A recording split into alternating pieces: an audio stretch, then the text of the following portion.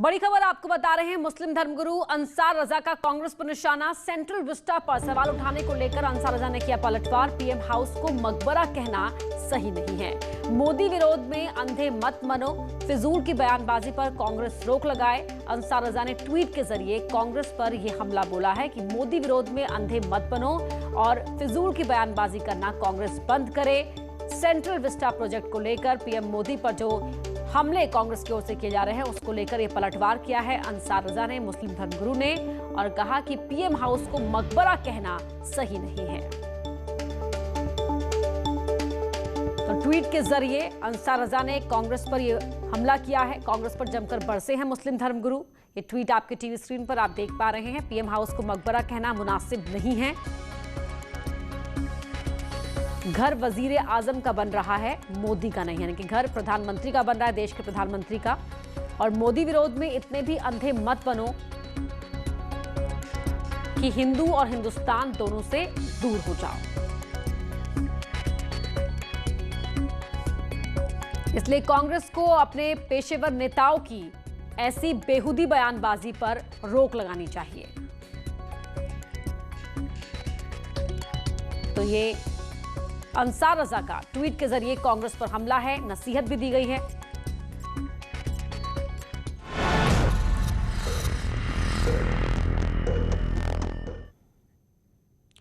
Corona के इस दौर में जिस वक्त लोग खुद को और अपनों को इस महामारी की चपेट में आने से बचाने के लिए अपना सब कुछ दांव पर लगा रहे हैं, तो वहीं कोविड काल कुछ लोगों के लिए पैसे कमाने का अवसर है। ऐसे लोग मजबूर और बेबस लोगों पर नजरें गड़ाए बैठे हैं। उत्तर प्रदेश और मध्य प्रदेश में पुलिस ने ऐसे ही कुछ गिरोहों पर शिकंजा कसा है। मध्य प्रदेश में तो कालाबाजारी करने के आरोपियों के खिलाफ राष्ट्रीय सुरक्षा कानून के तहत केस दर्ज किए गए हैं।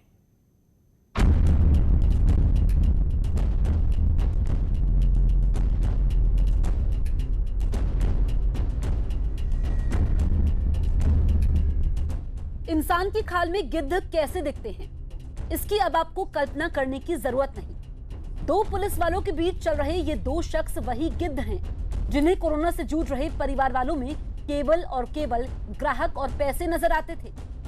यूपी के गाजियाबाद के बड़े बड़े अस्पतालों के बाहर ये दोनों अपने शिकार की ताक में रहते थे और जैसे ही कोई कोरोना पीड़ित परिवार इन्हें अस्पताल में दाखिले और बिस्तर की तलाश के लिए चक्कर लगाता नजर आता, ये गिरोह उन्हें पैसे के बदले ऐसी मदद दिलाने का भरोसा देकर अपने जाल में फंसा लेता था। एक गिरोह बनाकर काम कर रहे इन लोगों की पोल खुली तो पुलिस के हत्थे ये दोनों चढ़ गए। थाना कोतवाली एवं जनपद की स्वास्थ्य टीम ने एक ऐसे गैंग को पर्दाफाश करा है जो कि बड़े अस्पतालों में एडमिशन के नाम पर पैसे की ठगी करा करता था। इसमें हम लोगों ने 2 अभियुक्त गिरफ्तार करे हैं जिनके पास से 1,95,000 रुपये बरामद हुए हैं। ये लोग बड़े अस्पतालों के इर्द गिर्द घूमकर कोरोना पीड़ितों के जो रिश्तेदार होते थे उनसे एडमिशन कराने के नाम पे पैसा लिया करते थे एवं गूगल ऐड पे जाकर बड़े अस्पताल मैक्स एवं यशोदा का ऐड दिया करते थे।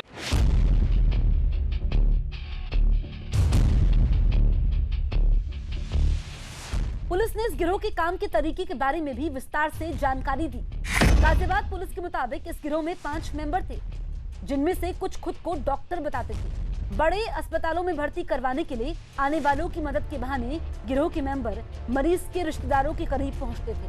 अस्पताल में दाखिले, बिस्तर, वेंटिलेटर और दूसरी सुविधा दिलाने का भरोसा देते थे और इसके लिए मरीज का आधार कार्ड, RT-PCR की जांच रिपोर्ट जैसी जानकारी अपने फोन पर मंगवा लेते थे। इसके बाद डॉक्टर को रिश्वत देने के नाम पर अपने खाते में पैसे ट्रांसफर करवाकर लोगों को धोखा देते थे। एक बार पैसे मिलते ही ये लोग सिम कार्ड तोड़ देते थे। अभियुक्त डॉक्टर अमित एवं डॉक्टर चिराग बनकर कोरोना पीड़ितों के मरीजों के उनके रिश्तेदारों से बात करा करता था एवं उनसे बैंक अकाउंट में पैसे मंगाया करता था। गाजियाबाद की तरह दिल्ली के पास नोएडा में भी कोरोना काल के कुछ गिद्ध बेनकाब हुए हैं। इनमें से पुलिस ने इन 7 को धर दबोचा जो आपदा को अवसर बनाकर लोगों से जान की सौदेबाजी के आरोपी हैं। आरोप है कि गौतम बुद्ध नगर के सेक्टर 58 में सक्रिय ये गिरोह रेमडेसिविर इंजेक्शन की कालाबाजारी करता था। कोरोना की वजह से जहां मरीज एक एक सांस के लिए दवाओं के भरोसे रहते हैं, वहां दवाओं की जमाखोरी कर उन्हें अनाप शनाप कीमत में बेचकर ये गिरोह सांसों का धंधा कर रहा था। मजबूरी के मारे लोगों से मुनाफा कमाने के लिए इस गिरोह ने अजीब तरकीब निकाली। पुलिस का दावा है कि यह गिरोह न सिर्फ रेमडेसिविर इंजेक्शन की कालाबाजारी करता था, बल्कि नकली रेमडेसिविर बनाकर लोगों की जान से खिलवाड़ करता था। इसके लिए यह गिरोह निमोनिया के काम आने वाली जेनरिक मेरोपेनम इंजेक्शन का लेबल हटाकर उसे रेमडेसिविर के नाम से मुंहमांगी कीमत पर बेच रहा था। पुलिस ने इनके पास से 2,45,000 रुपए, 9 रेमडेसिविर इंजेक्शन, एक बिना लेबल वाला इंजेक्शन, 140 नकली लेबल वाला रेमडेसिविर इंजेक्शन और दूसरी कंपनियों की दवाई बरामद की है। ऐसे लोग गाजियाबाद और नोएडा तक ही सीमित नहीं है। जिस वक्त पूरा देश कोरोना संकट से जूझ रहा है, उस वक्त कोरोना महामारी में मुनाफाखोरी करने वाले कोरोना के गिद्ध भी सक्रिय हैं। ये गिद्ध इंसानियत का सौदा करने से भी गुरेज नहीं आ रहे हैं। मध्य प्रदेश के देवास में इंसानियत का सौदा करने वाला एक ऐसा ही गिरोह पुलिस के हत्थे चढ़ गया है। झुके सिर, जमीन की तरफ निगाहें और हाथों में हथकड़ी। पुलिस के आरोपों के मुताबिक जैसी इनकी करतूत थी, उसमें यही हश्र होना था। ये दोनों 6 गुर्गों वाले इस गिरोह के मेंबर हैं, जो मध्य प्रदेश के देवास में रेमडेसिविर इंजेक्शन की कालाबाजारी कर रहे थे। पुलिस को भनक लगी तो गिरोह के सभी 6 मेंबर पकड़े गए, जिनमें से 2 को जेल भेज दिया गया, जबकि बाकी 4 को पुलिस ने हिरासत में ले लिया। इनसे इस पूरे गिरोह के काम के तरीके और इसमें शामिल लोगों के बारे में पूछताछ चल रही है। बताया गया कि पुलिस ने इन सबके खिलाफ एनएसए यानी राष्ट्रीय सुरक्षा कानून के तहत कार्रवाई का फैसला कर लिया है। कोतवाली के अपराध क्रमांक 337/2021, जिसमें कोरोना में उपयोग किया जाने वाला इंजेक्शन रेमडेसिविर की कालाबाजारी की गई थी, उसमें अभी तक कुल 6 आरोपी गिरफ्तार कोतवाली पुलिस द्वारा किए जा चुके हैं। और भी जितने नाम आएंगे उन सभी के खिलाफ कड़ी से कड़ी कार्रवाई की जाएगी। विवेचना पुलिस को इस मामले में एक अस्पताल के कुछ लोगों के शामिल होने का भी सुराग मिला है। बताया गया कि कालाबाजारी के इस खेल में जल्द ही कुछ नर्सों को भी गिरफ्तार किया जा सकता है।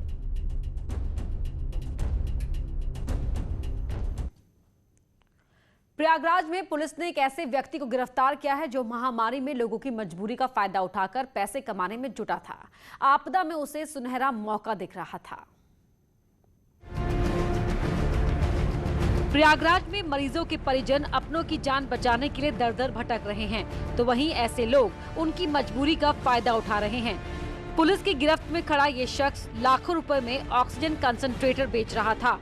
मुनाफा कमाने के चक्कर में 8 मई को पुलिस के हत्थे चढ़ गया। लोग मर रहे हैं, उस पर भी इनको शर्म नहीं आ रही। मानवता के लिए कलंक है ये लोग जो कालाबाजारी कर रहे हैं। इन लोगों ने अभी 6 मई को 67,000 का ऑक्सीजन कंसंट्रेटर नाम की एक मशीन है, इसको खरीदा। 67,000 में ऑक्सीजन कंसंट्रेटर खरीदकर उसे 1,10,000 में बेच रहे थे। एक मजबूर व्यक्ति से सौदा भी तय हो गया था, लेकिन इसी बीच पुलिस को खबर मिल गई, जिसको हमारी टीम ने पकड़ा और पकड़ करके इनको सुसंगत धारा में जेल भेजा जा रहा है। आदमी मजबूर है, उसके घर का कोई आदमी मर रहा है, उसको ऑक्सीजन की ज़रूरत है। आपने कई बार देखा कि प्रदेश में, देश में कई जगह कार्रवाई, हमारे यहाँ जनपद में भी 2 जगह हमारी टीमों ने इस तरह की कार्रवाई की कि जो लोग सिलेंडर ब्लैक कर रहे थे और जिसका आदमी मर रहा है वो कुछ भी बेच करके उसको खरीदेगा और उसको सप्लाई करेगा अपने परिवार के लोगों को जान बचाने के लिए। पुलिस ने इसे गिरफ्तार कर जेल भेज दिया और उन लोगों को चेतावनी दी है जो इस वक्त लोगों की मजबूरी का फायदा उठा रहे हैं। न्यूज़ 18 के लिए प्रयागराज से सर्वेश दुबे की रिपोर्ट। आगरा में एक अस्पताल पर वसूली का आरोप लगा है। इलाज के बदले मरीज से 9,60,000 रुपए की मांग की गई। जब मामला तूल पकड़ने लगा तो डीएम ने अस्पताल में कोविड के इलाज पर रोक लगा दी और जांच के आदेश दे दिए।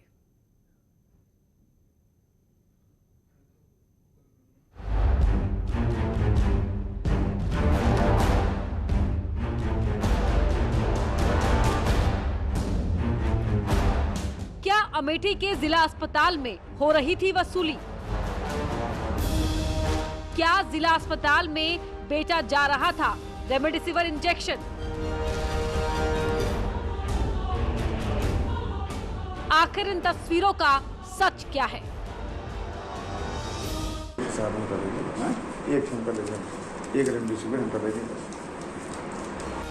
इसके बाद कैमरा घूमता है और अमेठी के एसीएमओ आरपी गिरी 500 के नोट को गिनते हुए नजर आते हैं। चेहरे पर मास्क है, शर्ट के बटन खुले हुए हैं, लेकिन हाथ की उंगलियां पैसे गिनती जा रही हैं। 5000 ठीक है सर। इसके बाद एसीएमओ आरपी गिरी अपनी कुर्सी से दूर हटते हैं और दूसरी ओर चले जाते हैं। अच्छा ठीक है, ठीक यही जाना, यही बैठेगा। ये तस्वीरें अमेठी के जिला अस्पताल की हैं। एसीएमओ आरपी गिरी पर आरोप है कि उन्होंने मुफ्त में मिलने वाले रेमडेसिविर इंजेक्शन के लिए 5000 रुपए की रिश्वत ली है। आरोप है कि महामारी में लोगों की मजबूरी का फायदा उठाकर वो पैसे कमाने में जुटे हैं।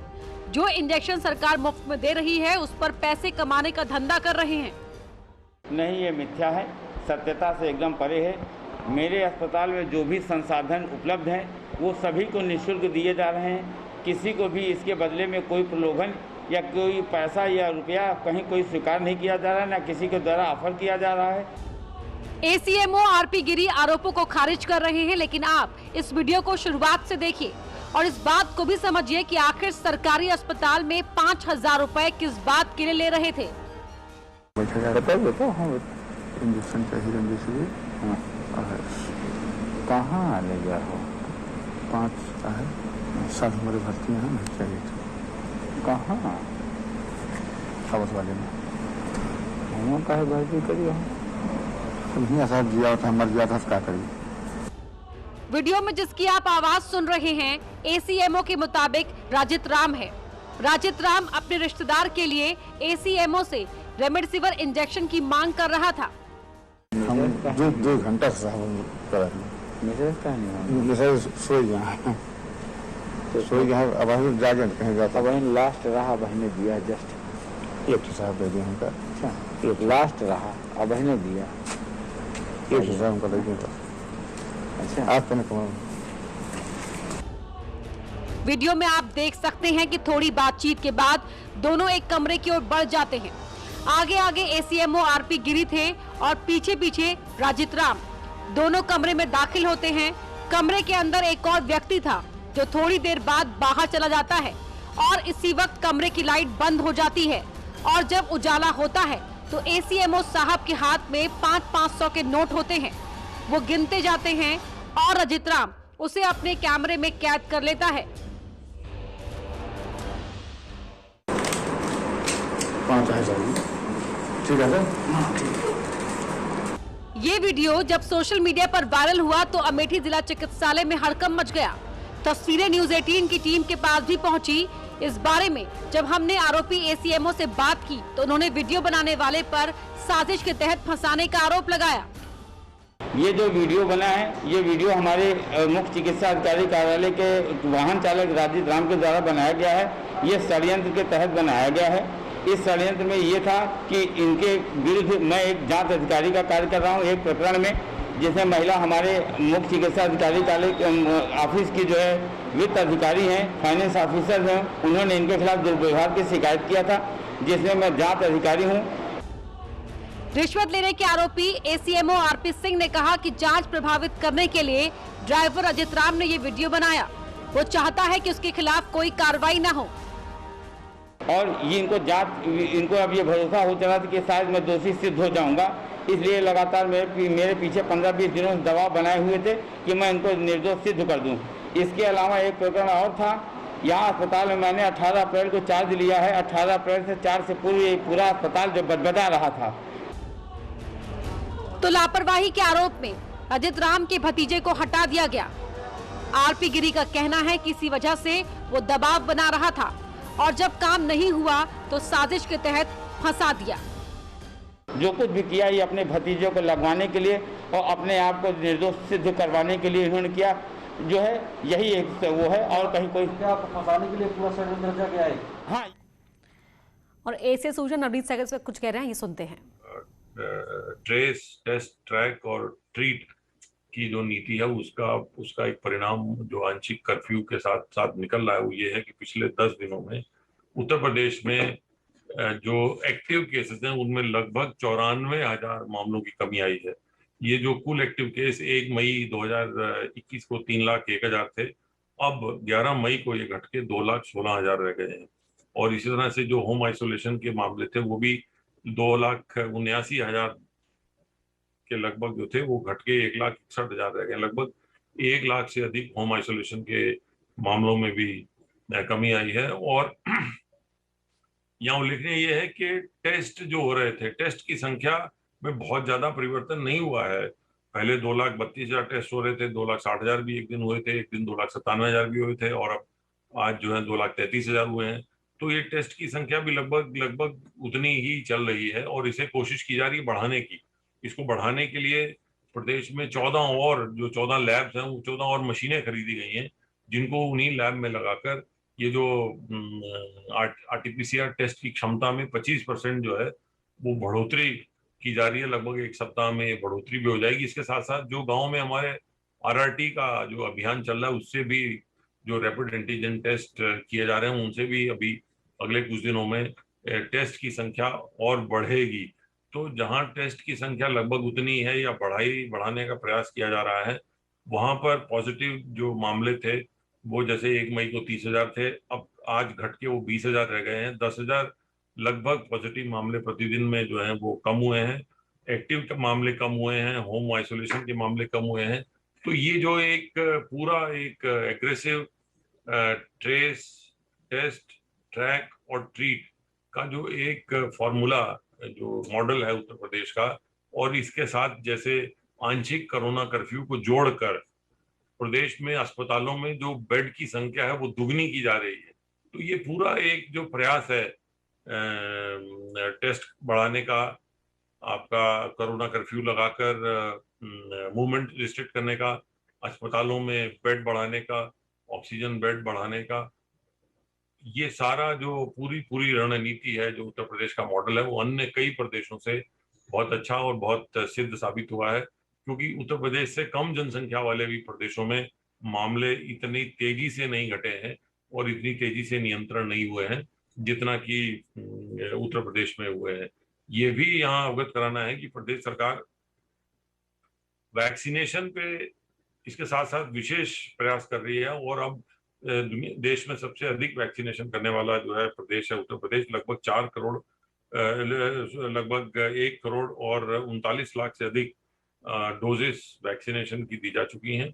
इनमें जो है लगभग 1,09,000 के आसपास जो है वो प्रथम डोज हैं और लगभग 29 लाख जो है वो द्वितीय डोज दी गई हैं। यहाँ तक कि 18 साल से ऊपर वाले, 18 से 44 वर्ष वाला जो वैक्सीनेशन है वो भी प्रदेश ने प्रारंभ किया हुआ है और लगभग अभी तक 1,66,000 लोगों को जो 18 से 44 वर्ष की उम्र वाले कैटेगरी के हैं, 1,66,000 लोगों को टीकाकरण किया जा चुका है। यहाँ ये तो यूपी में कोविड संक्रमण को बढ़ने से रोकने के लिए क्या कुछ कदम उठाए जा रहे हैं और उन कदमों का क्या कुछ असर देखने को मिल रहा है, उन तमाम चीजों की जानकारी दे रहे थे नवनीत सहगल। यहाँ रुक रहे एक छोटे से ब्रेक के लिए, जल्द लौटते हैं।